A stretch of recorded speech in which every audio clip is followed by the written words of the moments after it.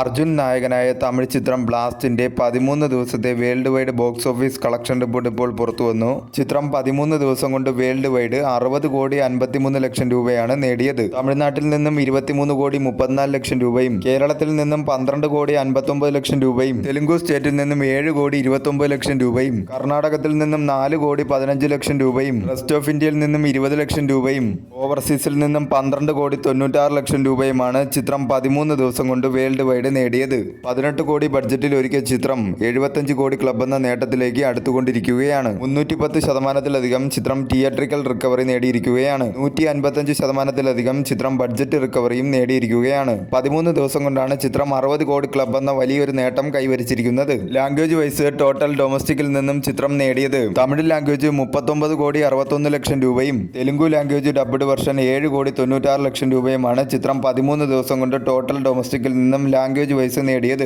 തമിഴ്നാട് കഴിഞ്ഞാൽ ചിത്രത്തിന് ഏറ്റവും കൂടുതൽ കളക്ഷൻ കിട്ടിയിട്ടുള്ളത് കേരളത്തിൽ നിന്നുമാണ്. കേരള, തമിഴ്നാട്, തെലുങ്കാന ഈ 3 സ്റ്റേറ്റിൽ നിന്ന് മികച്ച രീതിയിലുള്ള കളക്ഷനാണ് ചിത്രത്തിന് ഓരോ ദിവസവും കിട്ടിക്കൊണ്ടിരിക്കുന്നത്. അർജുന്റെ കരിയറിലെ തന്നെ ഏറ്റവും വലിയ വിജയങ്ങളിൽ ഒന്നായി മാറിയിരിക്കുകയാണ് ബ്ലാസ്റ്റ് എന്ന ചിത്രം. വരും ദിവസങ്ങളിലും ചിത്രത്തിന് മികച്ച രീതിയിലുള്ള കളക്ഷൻ തന്നെ പ്രതീക്ഷിക്കാവുന്നതാണ്.